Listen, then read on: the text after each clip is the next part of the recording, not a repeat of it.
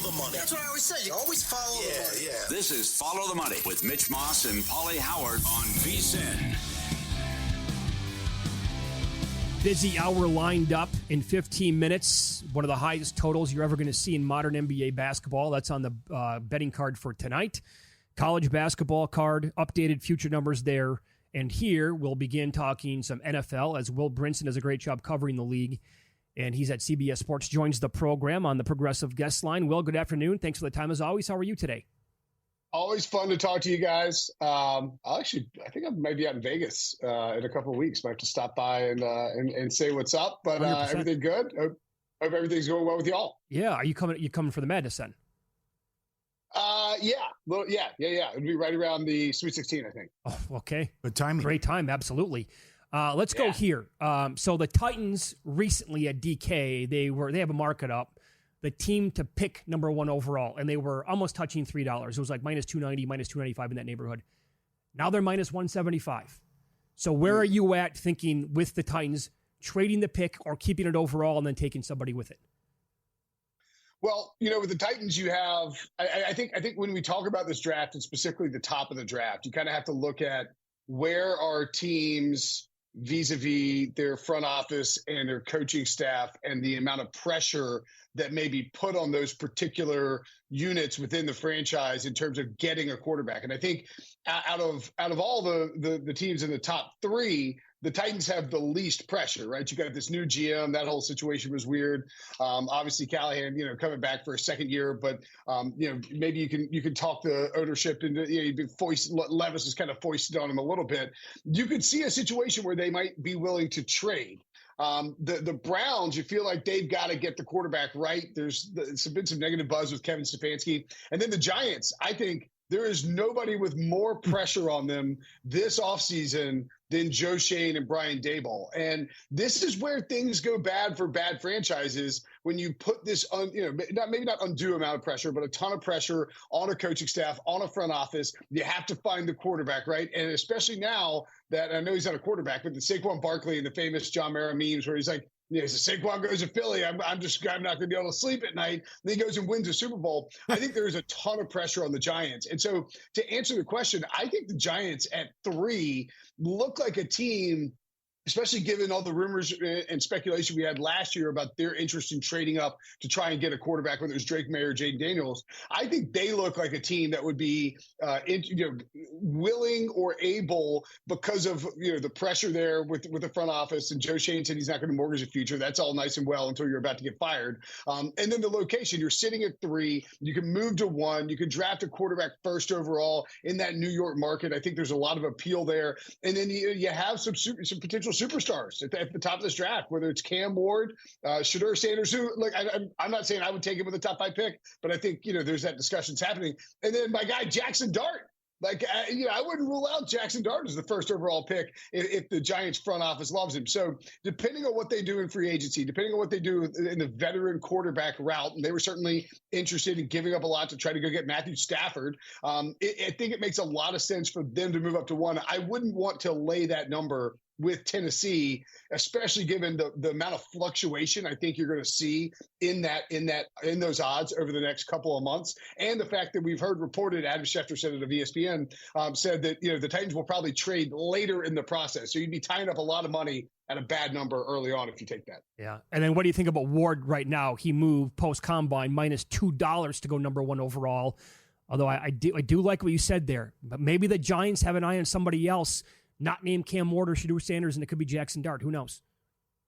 Yeah, and the thing with the Giants, too, is, the Titans, we've seen lots of times, and there's quarterbacks in this draft. So, that should influence it enough where teams, if they love a guy, they want to move up to 1 to get him because, you could get sniped at 2. Somebody else could jump to 1 and snipe you there. But we've seen a lot of times in the past, with the way that the value of these draft picks have shook out, that teams can get, quote unquote, stuck at first overall because the asking price, even to go from 1 to 3, is so big. I mean, think about the Niners trade. We saw the Rams and the Titans traded previously. The Eagles went up to 2, right? I mean, we've seen all these trades to go get quarterbacks at the top of the draft is so expensive that if you are the Giants and you don't want to mortgage your future, maybe you say, we like 2 of the 3 quarterbacks or all 3 of the quarterbacks in this class. We're just going to sit here at 3 and let the draft come to us and without having to sacrifice all that future value. So, yeah, I mean, I think Cam Ward deservingly the favorite at minus 200,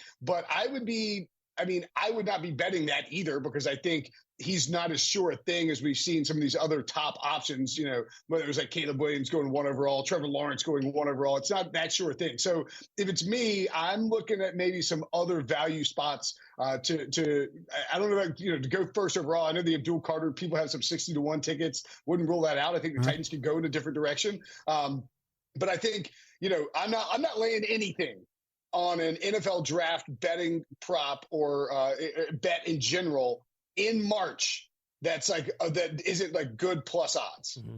What do you think this means for Sam Darnold and his next landing spot? Yeah, he's a really interesting one because I think it's flying under the radar, guys. J.J. McCarthy had a setback during the season, and they expect him to be ready for the start of the year. But if you're Minnesota, you have Kevin O'Connell, who's done an incredible job, can coach up a roster in a quarterback room that maybe isn't perfect. You obviously have Justin Jefferson in his prime. We'll see what they do. They have a lot of free agents they got to deal with. But you have a team that, just won a ton of games and was very nearly the 1 seed in the NFC. Home field advantage throughout, all of that. So I think if you're Minnesota, you still have to kind of keep your foot on the gas, so to speak, at the quarterback position, even if you love J.J. McCarthy, because if he has any sort of setback and your eggs are all in one basket, you're totally hosed. Now with Darnold, I'm not signing him to a long-term deal, but I'm certainly thinking about the franchise tag, or maybe if Aaron, go get Aaron Rodgers and bring him in as sort of a bridge guy who, understanding that if J.J. McCarthy plays well, he can get the job. And if Sam Darnold doesn't go to the Vikings, I think one spot that makes a ton of sense, they weren't there at the same time, but a little USC reunion, Pete Carroll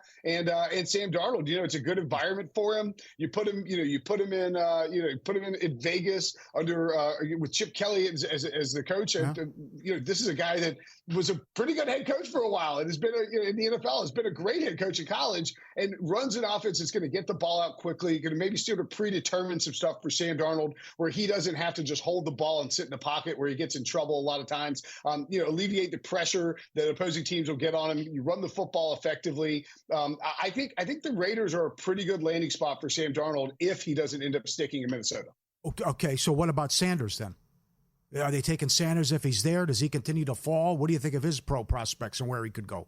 I mean, I would say with Shedeur, excuse me. I mean, I think the fear here for me is like Deion's gonna like somebody will tweet out a clip of me saying I wouldn't take Shedeur Sanders with the top 5 pick, and then like Deion quote tweets in, and all of a sudden I've got like FSU Twitter all over me. I just don't think I'm completely sold on the idea of like Shedeur Sanders just because of the all the weapons around him in Colorado. I think there's a lot of stuff off the field that kind of comes with him as well, whether some of it's good, maybe some of it's bad. I mean, look, Deion had that stuff as well. And Deion was a, first ballot Hall of Famer, 3/4 of the world is covered by water and the rest is covered by Deion Sanders, like that good of a player.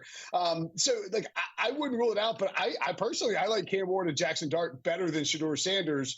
And I wouldn't be shocked at all if, a team, especially given what we've seen in recent years, right? I mean, Bo Nix, who's an older quarterback and these guys are being pushed up a little bit because there are so many of them. Teams are more and more willing, it feels like, to be aggressive taking that quarterback in the first round, knowing they can dip back in later if they have to. We saw it with like Josh Rosen and Kyler, obviously. So I think, I think he probably still goes in the first round because he's a quarterback. I don't think he's going to fall in the first round, but I wouldn't be surprised if Shedeur Sanders fell in the top 10. Okay. Follow the money here on VSiN, the Sports Betting Network. Talking NFL here. Will Brinson from CBS Sports. Did you love the move for the Washington Commanders to go out there and trade a 5th-round pick for Deebo Samuel this weekend?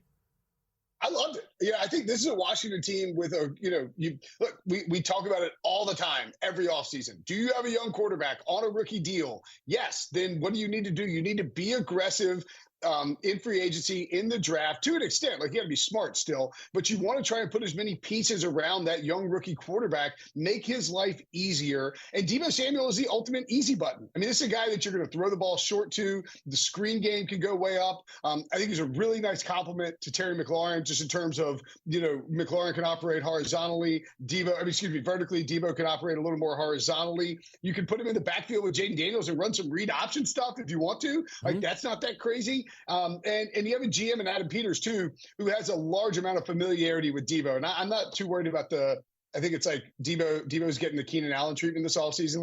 Like he looks fat, and so he's washed.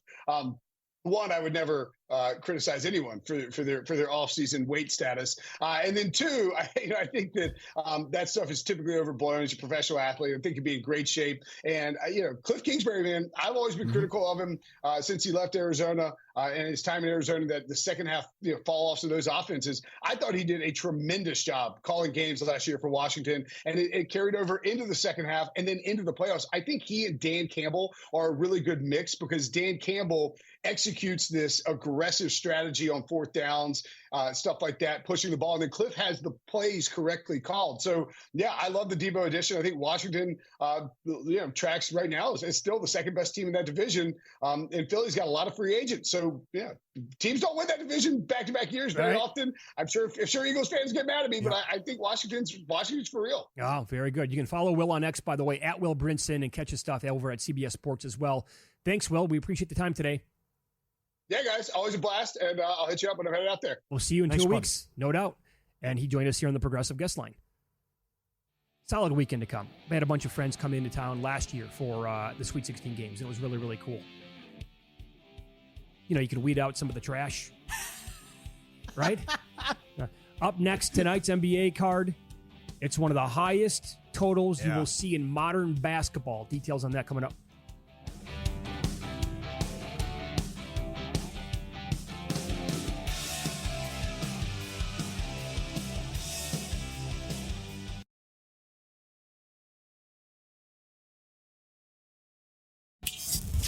This is Follow the Money on VSiN. College hoops in 15. Here we go, NBA. Before we get to tonight's card, how impressed were you with what the Cavaliers did on Friday night? I mean, to dig a hole, you're down 25-3 before you can blink in the game, and the Celtics could not miss. Yep. And you come all the way back and you win it at the Garden. I love this team going in and what they were able to do. I am so strong on the Cavs now. It's to the point now where it's thinking, what's the series price in the Eastern Conference Finals? Because they're going to have home court. And to think that they're going to have a Game 7 at home. And also, I cannot say that the Celtics will have the best player in the series either. That's how good Mitchell's been.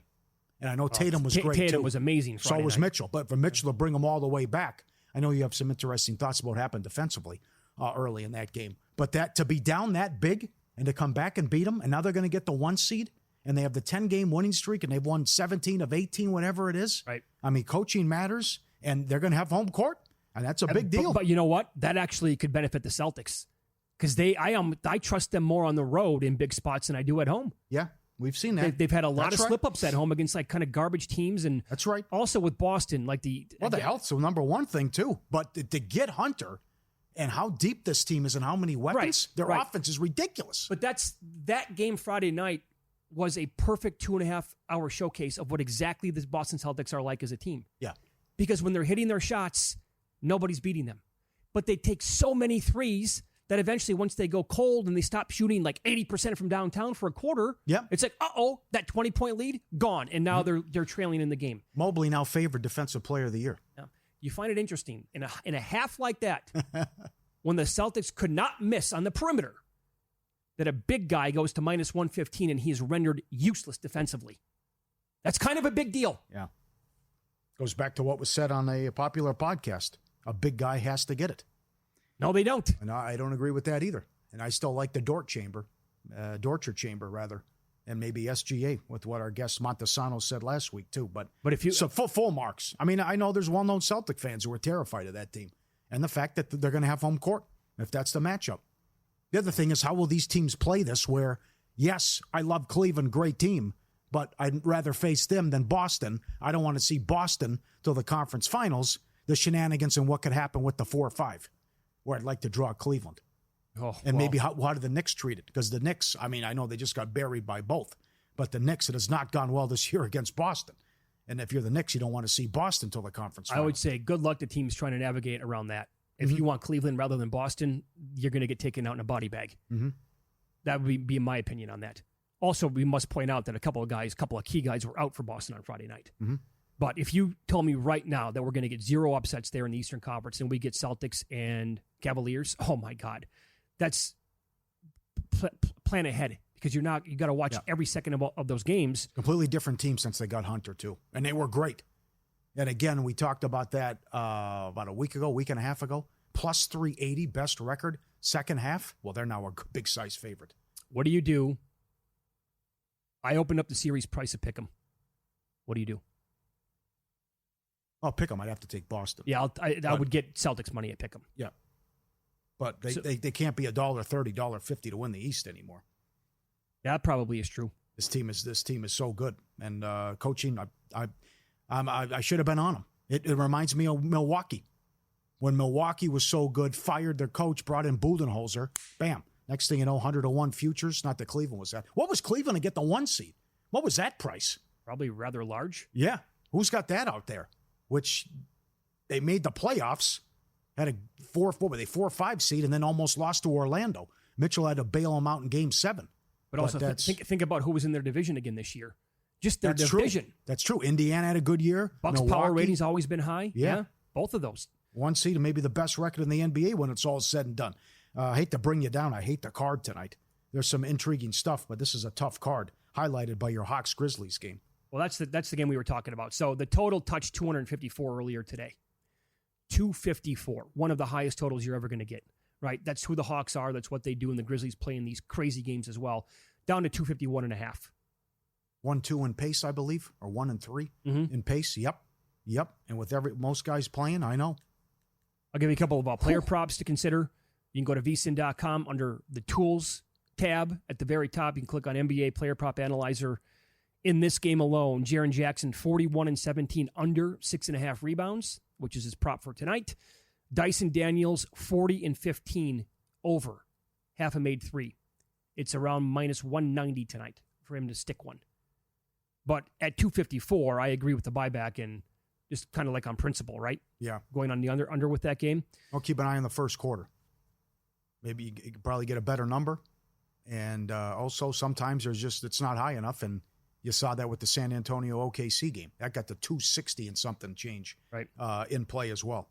I'll give you a couple teams here tonight. Actually, more than a couple.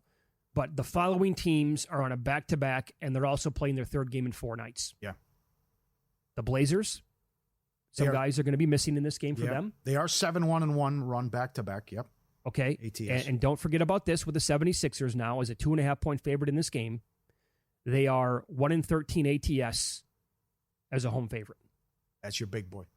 And you're coming off a huge win as a big dog on national TV. Yes, you are. But you needed a all-time performance from Grimes, and Oubre's out. He's sick. Yeah, Grimes said, 44? Yeah. And Maxey didn't do much of anything? No. And they won the game? Can't believe it. What? That's basketball. Well, it helped that Butler was out, but still. Yeah.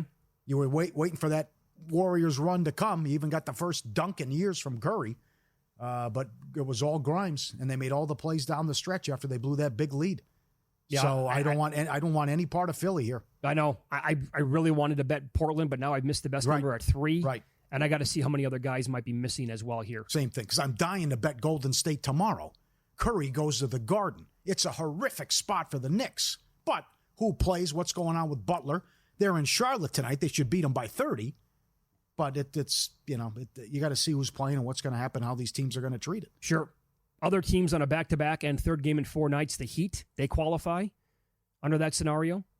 Blew it last night. Yes, Great they game. did. Bad loss. And the Heat are laying 8 today against the Wizards. For what it's worth, Corey Kispert, 8-3 over. Last 11 games, 12.5 points. And Bam Adebayo in this game, 41-16 under, 11.5 rebounds. The Rockets catching 10.5 now against the Thunder. Jalen Williams, 39-19 over, 4.5 rebounds. OKC is 6-6 ATS on a back-to-back, but at home, 25-4 straight up. They're laying huge numbers, Pauly. They're 18-9-2 ATS. They did it again yesterday. They're the 2017 Warriors. The run is going to come at some point. That game was pure insanity last night. Yep. They allowed 70-plus points in it's a ping pong match. They're losing by 5. You look up, they're up 20. Sure. And in games like that, both teams are going 400 miles an hour the entire time. Yeah, first quarter was awesome. Oh my God. Yep, but that's also speaks to the respect and how they're power rated, and that Houston is struggling now. And look at that point spread against a good Houston team. I like the Pistons tonight, though. And the Jazz qualified. They're the last team. Right, and just about everyone out for Utah as well. I like NBA Underdog on X. He points who's out, and then he usually puts the reason. He put tanking next to every guy out for Utah tonight. So also, I don't mind the over in that game as well. Why are the Kings favored? I'm trying to figure that one out. Sabonis is hurt.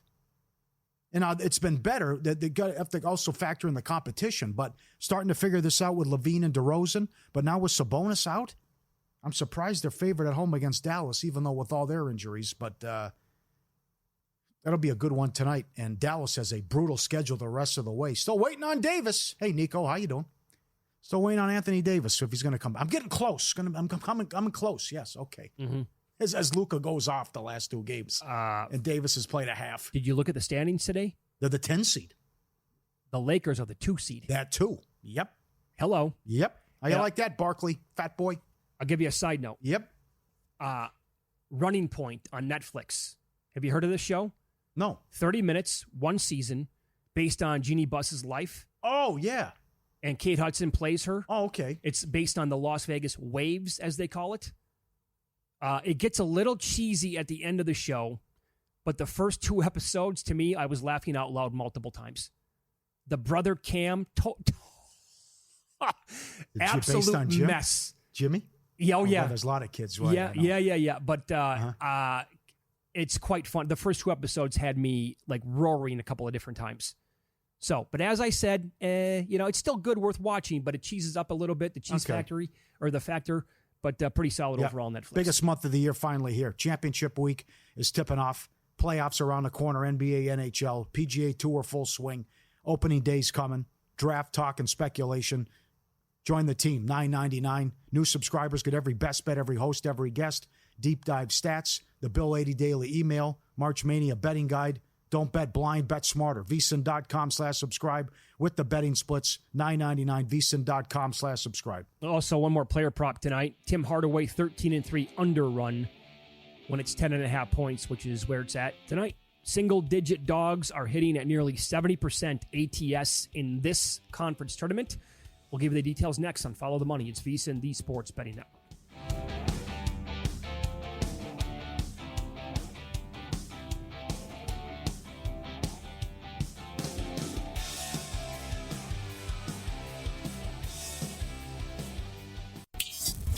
This is Follow the Money on VSiN. Paul, how concerned should Arkansas be after that, I don't even know what to call it, performance on Saturday against South Carolina? They were absolutely manhandled from the tip, losing by, 30? Yeah, it was over 5 minutes in. They started 0 of 17 from downtown before they finally hit a couple late in the game. Just coming off some big wins, too. Sure. Now I know, how does that impact their resume? That's the thing. How are you going to judge them for an at-large bid? So they closed now. They were in, right? They were in. Then they got blown out like that and looked like complete trash. They have Vandy on the road tomorrow. They'll probably lose that game. Then they close the regular season Saturday against Mississippi State. Could lose that. If they lose out, including a first-round game in the SEC tournament, are they in? No, it can't be with that record. It's the same thing with Oklahoma. I don't care who you beat. I mean, what are they, 4-12 in the league now? Lost another close one. The kid at the 3, Old Miss at the 3, late, and they made their free throws. You got to win games. I mean, when you're going to look at an Arkansas or a Nebraska, and especially in Oklahoma, and you're going to compare them to the Drakes and the San Diegos, you're going to have 30 wins? Come on. Yep. You had your chances. You couldn't do it. So I know what you're going to do in March, which is nothing. Just like North Carolina, 1-10 against quad once. Not good enough. Sure. You've had all these opportunities and you couldn't do it. As for tonight, Duke, what's new here, huh? Against another ACC foe, they're laying almost 20 points. Against Wake. Wake's a bubble team. And all the projections, right? They have them losing, Wake, that is, by more than 19.5 points. Right. Well, good point by Aaron Moore, who also, when we tuned in last week to listen to Jerry Palm about Duke needs to win by margin because people know the ACC's down and this competition, that if you want to get the 1 seed and you're right there with Auburn for the overall one, you look who you're playing compared to Auburn, and you have to be impressive, and they've been doing that. No big deal you lost to Clemson. Clemson's got a good team. But other than that, they are covering these ridiculous point spreads and getting it done. So probably Auburn number 1, and then the number 2 team, other number 1, but you know what I'm saying, number 2 in the nation is Duke.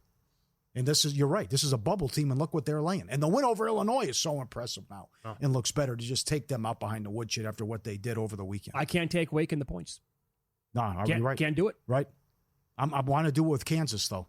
What do you think? Well, will it go any higher than 10? I think that's starting to get out there, though. Biggest dog in 25 years. Yeah.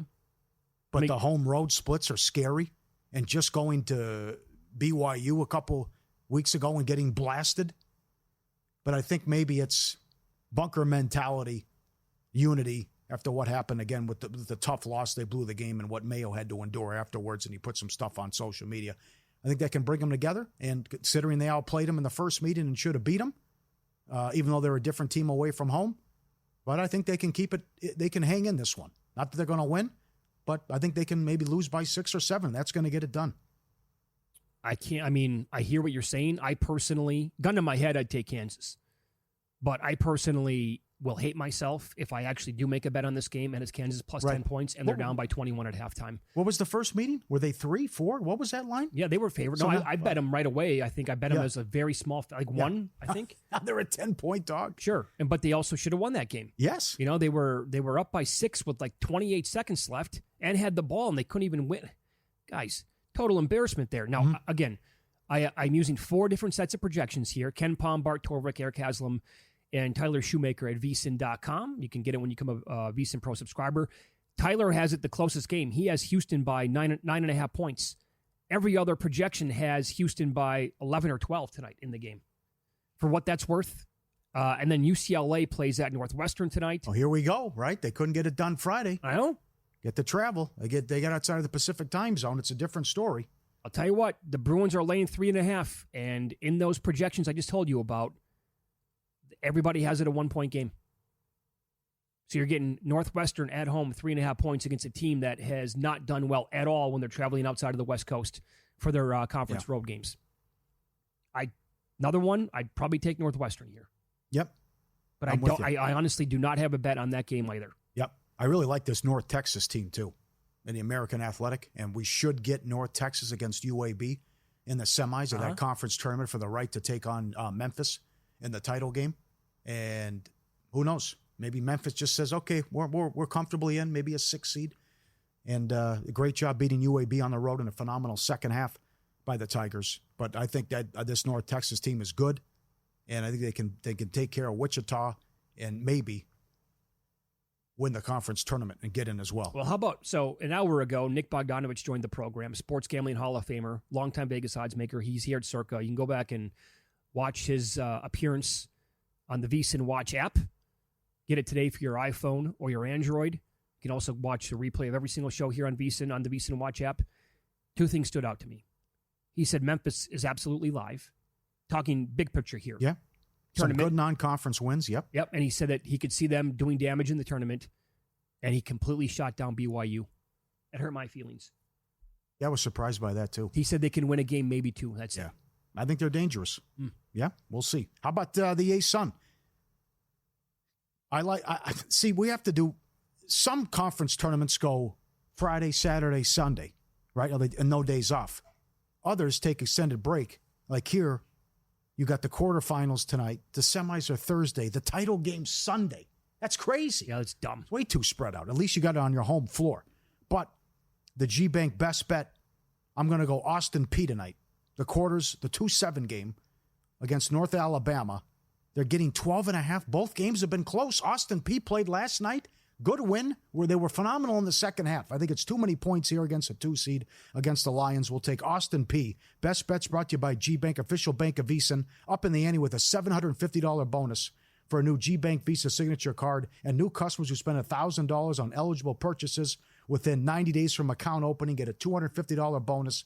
If you spend $50,000 on gaming and sports app loads within the 30 days of account opening, you get another $500 bonus. So it's a $750 bonus potentially. Apply now, vsin.com/GBank, vsin.com/GBank, subject to credit approval. Get that G-Bank card. I kind of like Queens tonight as well. They're taking on Gulf Coast. So the 1 and the 2 seeds in this conference tournament are Lipscomb, very good team. The size $1.70 to win the league. Yeah, 22-9 overall. They're laying 19.5 tonight. North Alabama's 22-9 overall as well. They're laying, like you just said, 11.5 against Austin P. They're the 2 seed. Queens defeated both of them.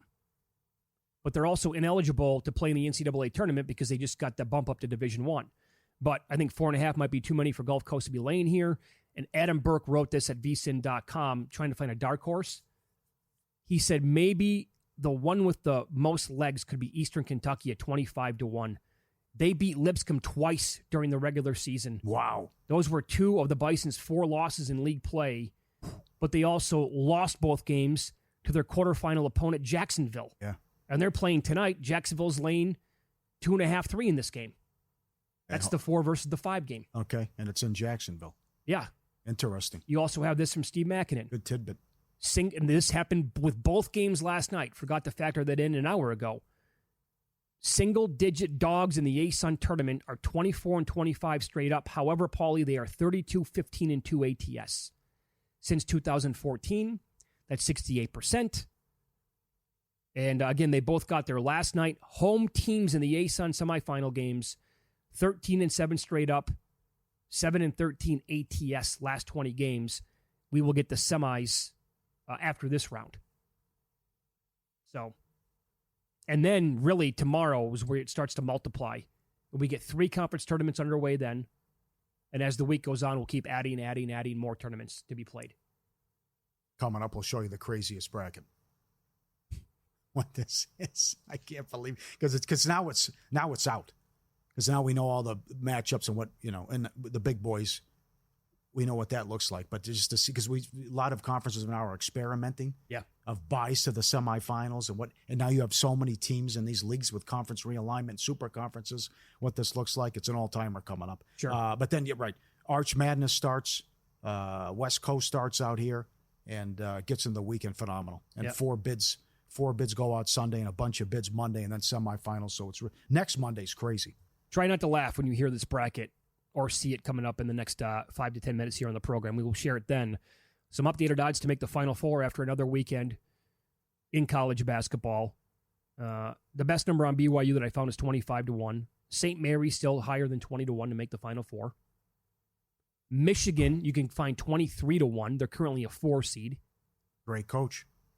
They're top 40 on offense and defense. Okay. And the difference, you always got to shop around.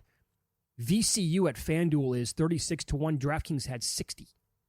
They're currently on the 11 line. And they're 41st on offense, 19th on defense. Those are some pretty damn good numbers overall. Yeah. They have to get an at-large. They keep this up. They're blowing everybody out. I'd say the same thing about UC San Diego, that but too, yeah. I'm probably the Lone Ranger on that one.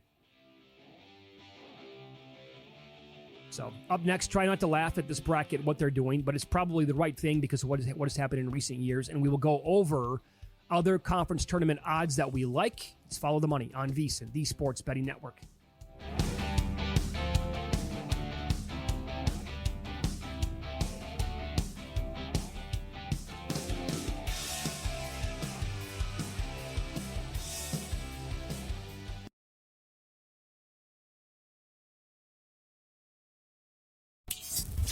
This is Follow the Money on VSiN. Coming up at the top of the hour, the good, the bad, and the ugly from the weekend. I love it when teams lose after they do this. It makes me very, very happy. So that'll be a fun conversation coming up at 6 o'clock Eastern, 3 o'clock Pacific time today on Follow the Money. So conference tournament odds are out for a lot of them anyway at this point. The one that we are totally aligned with is the power rating overall on Gonzaga, and they have played now 2 very strong offensive games here back-to-back against Santa Clara and San Francisco. And we get it. Their power rating is super high anyway. Why? I guess what have they done? I guess the talent overall. What have they done since November? Yeah, I know. They lost all those games. Right, and they also had some kind of bad performances too. They did. So they also were swept in the regular season by St. Mary's. And the offense was shut down and contained. Sure it was. Yeah. And St. Mary's is now, what did I see, plus 150? Yep. To win the West Coast? Yep. Okay. Going to have to bet that. So that's, of all these conferences that are out right now, that's one of them that's really popped off the page to me. You also have one in the Horizon or Missouri Valley? With a bet? Yeah. Oh, sorry. I thought you meant a trend. Yeah, I took Bradley plus 340. Okay, there you go. Right. Yeah. Now, they split in the regular season. Both won on their on the opponent's home floor. But Drake has a doable path to get to the title game. Bradley would probably have to play Northern Iowa again, but they just spanked them yesterday. So, very good team with Bradley. I thought plus 340 was juicy. And hopefully we get Drake Bradley Sunday in the title game. And the 1 and the 2 have met in the finals 3 of the last 4 years. Tinfoil hat guy with the anti-Drake stuff, and I know Pat Forty's been all over this. The fan base didn't like it right away. It would take some warming up to. They went to the tournament, had a great year. New coach comes in from D2, even though they were the title team, and then they brought in all his D2 players. So like, what are we doing here? Division II players? But that goes back to maybe the committee's like, well, boy, what if they get hot and win a couple of games in the tournament? And they'll be doing this with D2 guys and D2. So that's tinfoil hat guy about a possible at-large bid. But in any event, they should get in anyways, that they're going to have 30-plus wins. So I did take Bradley, and that's those odds are out as well.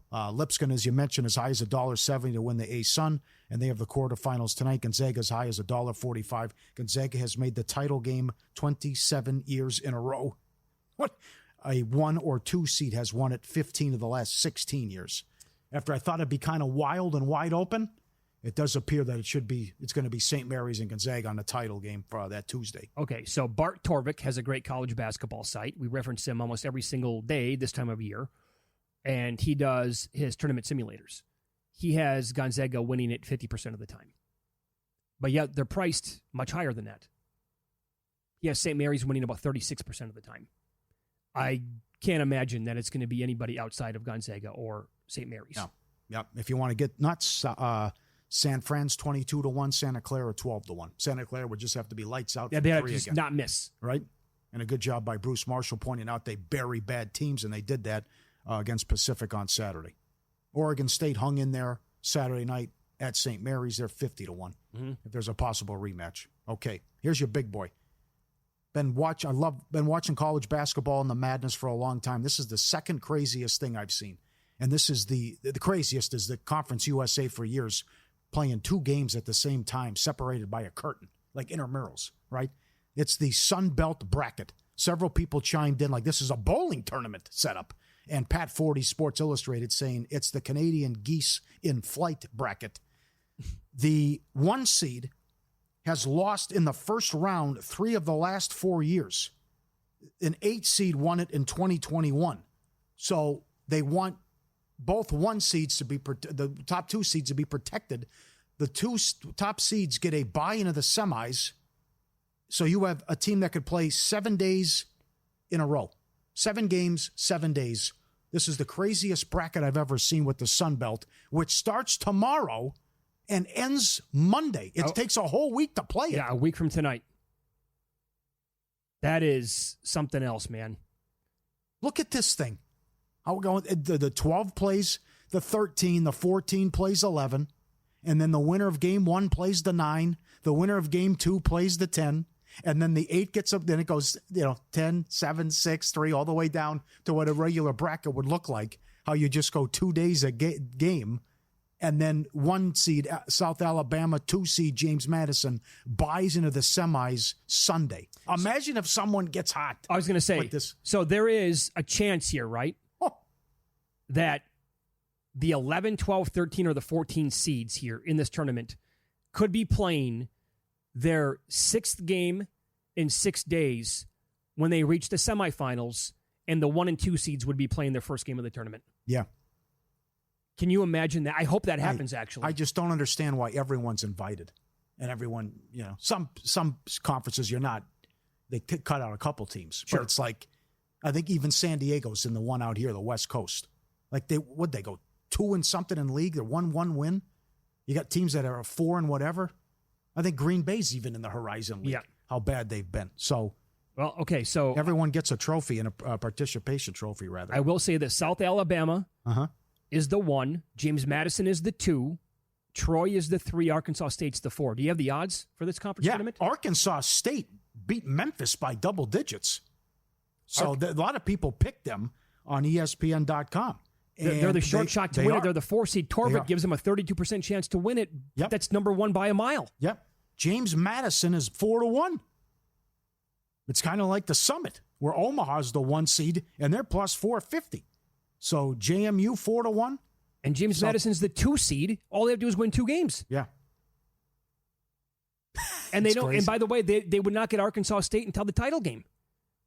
So they would get Troy. Yep. And Troy plays the day before them, in theory. If Troy wins, winner of game 8 goes to take on James Madison. Yeah. And then they threw their hands up and came up with this thing.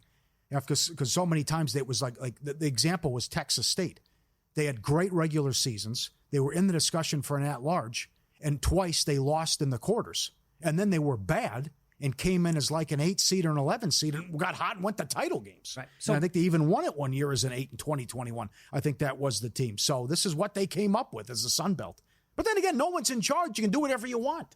Just why not just go with the regular season champ that we sit there and do this for 3 months, right? But because you're going to have the same thing here in the Southland where McNeese is going to run right through the league and go 19-1 in conference. Sorry, guys. You got to win a couple more. Not good enough. You didn't prove it. How are we not betting James Madison? Yeah. I'm just going to keep coming back to that. They're already locked into the semifinals. They only have to win 2 games. The future price here tells you that they might be a small underdog to Troy. Very small. If Troy were to win their game the day before that. And then again, the favorite is Arkansas State. They wouldn't get them till the title game. So Arkansas State obviously would be favored over James Madison, as would South Alabama. But even like a rollover parlay here, I don't even think it would pay plus 450. And then what happens if you get shenanigans anyway? Could be. Yeah. Yep. So SoCon, the 1 seed, has won it 7 years in a row. 6 different champions.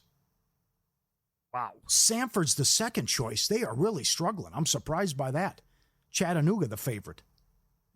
Patriot League, up for grabs. Bucknell, the favorite, plus 110. American, plus 270. Colgate has won it 4 years in a row. They're 4-1. Horizon, wide open. Bob Morris, plus 240. Milwaukee, plus 280. Cleveland State, 3-1. The first bid goes out Saturday.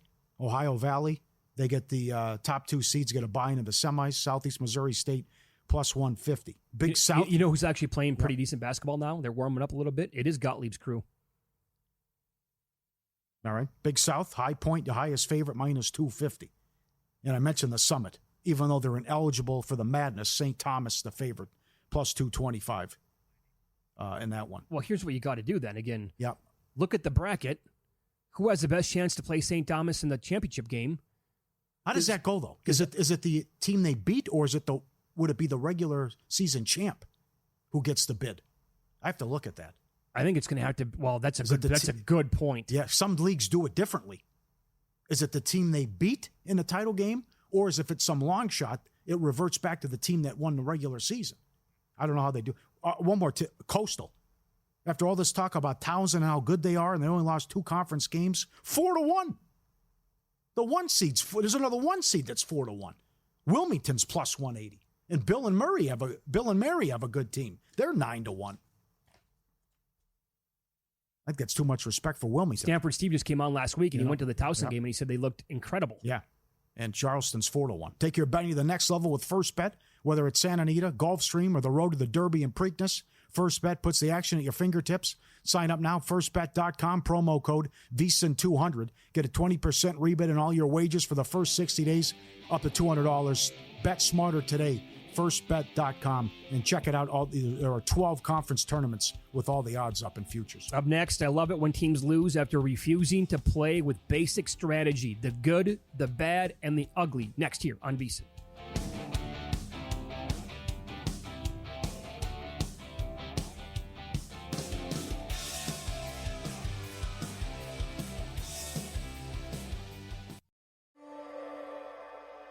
This is your before and after story, where your first steps towards a new life-changing career begin. Southeastern College can take you there. We offer in-demand hybrid and online programs with hands-on training, led by in-field career professionals, and career services to put you on the path to a rewarding and fulfilling future. This is where your transformation begins. Southeastern College, your future is bright. Visit sec.edu to get started.